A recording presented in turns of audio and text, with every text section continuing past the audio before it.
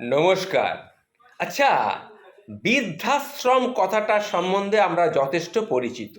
কিন্তু আরও একটা কথা এখন খুব প্রচলিত হয়ে উঠেছে। সেই কথাটি হলো যৌবনাশ্রম। ব্যাপারটা কি? একটু খুলে বলি। যারা বয়স্ক মানুষ আছেন তাদের উদ্দেশ্যে বলছি, দেখুন, বাড়ি ঘর জায়গা জমি সন্তানদের নামে কখনো লিখে দেবেন না। আপনার ঘরে আপনি বসবাস করবেন, দরকার হলে ছেলেমেয়েরা বাড়ি ঘর তৈরি করে নেবে। এটাকেই বলে যৌবনাশ্রম। সেই যৌবনাশ্রমে তারা থাকবে। পরিণত বয়সে এসে আমাদের অনেকেরই হয়তো এটা কাজেও লাগতে পারে। এই ঘটনাটি একটু ভালো করে বলছি, শুনুন। কমাস ধরেই একজন সাহেব আঁচ করছিলেন। উনি 3 বছর আগে রিটায়ার করেছেন। সরকারি উচ্চ পদে ছিলেন, ভালো অঙ্কের পেনশন পান।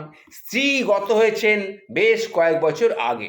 দুটি ছেলেকে বড় যত্নে মানুষ করেছেন। বাবা এবং মায়ের দুজনের স্নেহ দিয়ে লেখাপড়া করে তারা প্রতিষ্ঠিত হয়েছে। তারপর বড় ছেলের বিয়ে দিলেন, একটি নাতি হলো। ওনার মনে আনন্দ আর ধরে না। এরপর ছোট ছেলে নিজের পছন্দের মেয়ে খুঁজে বাবাকে জানালো। তিনি সানন্দে সেই মেয়েকেই ঘরে নিয়ে এলেন। রিটায়ারের আগেই বড় ছেলের বিয়ে হয়েছিল। তারপর ছোট বৌমা এলো। এবার সেই সাহেব এখন নাতিকে নিয়ে বেশ আনন্দেই সময় কাটান। সংসারের অনেক ব্যয়ভার তিনি বহন করেন। একদিন ইজি চেয়ারে বসে সকালবেলা কাগজ পড়ছেন, বড় বৌমার গলা পেলেন। আজ বাজার শর্ট আছে, রাতে রান্না হবে না। আমার স্বামী তো চাকরি করে। একথা বলছে, কে বাজার করবে? একথা জোরে জোরে বলছে শ্বশুর মশাইকে শুনিয়ে। কাকে বলছে? না, যাকে বলছে, তার ছোট যাকে। এ বাড়িতে ছেলেদের জন্মের আগে থেকেই কাজের মেয়ে বলে একটি মেয়ে কাজ করে, অল্প বয়সের মেয়ে। সে তার ছেলেদের নিয়ে বেশ কিছুটা, অনেক দিন ধরে কাজ করছে। সে তার ছেলেদের নিয়ে বেশ কিছুটা বড় বড় হয়ে গেছে। মাতৃহারা দুই ছেলেকে অপার স্নেহে সে আগলে রেখেছিল। এইবার সে বলল, তাহলে ওকেই দাও না, কিছু এনে দেবে। তখন বড় বউ বলল, কেন? বাবা তো বসে আছেন, বাজারটা তো উনি করলেই পারেন। সাহেবের কানে কথাটা গেল। তিনি বুঝলেন এ সংসারে তার প্রয়োজন আস্তে আস্তে ফুরিয়ে যাচ্ছে। তখন তিনি নিজের মনকে বললেন, মন, তুই তৈরি হয়ে থাক। এরপর থেকে বউদের নানা আচরণে তার প্রতি বিরূপতা প্রকাশ পেতে লাগলো। একদিন সকালে বড় ছেলে রাগত গলায় বউকে বললে, আমার শার্টটা লন্ডি থেকে আনা হয়নি কেন?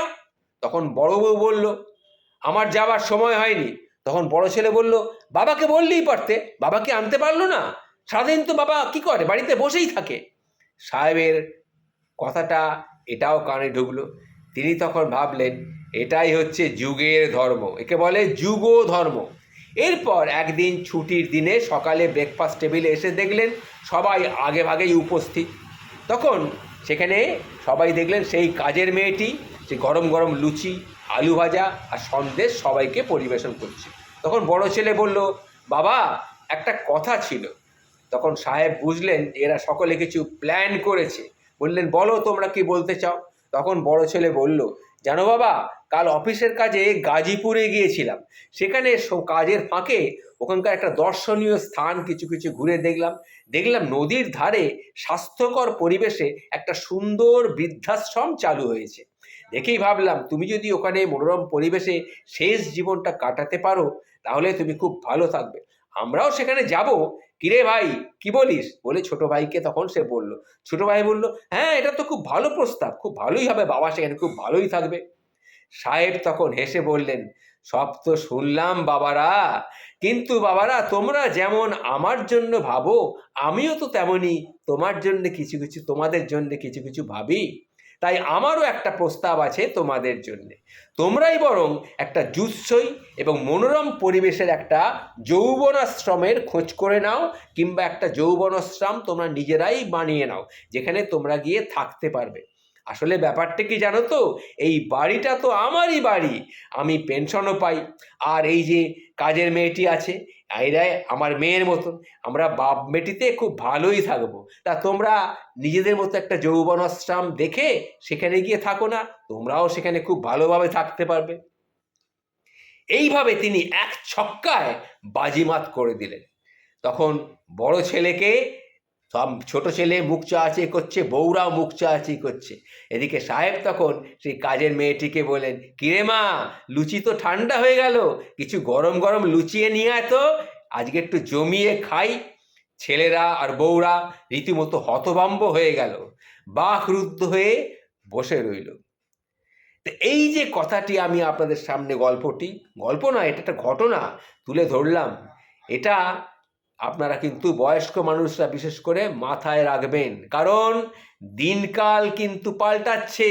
তাই যোগ্য জবাব দেবার জন্যে সকলকেই তৈরি থাকা উচিত, না হলে ভবিষ্যতে কিন্তু বড় বিপদও হতে পারে।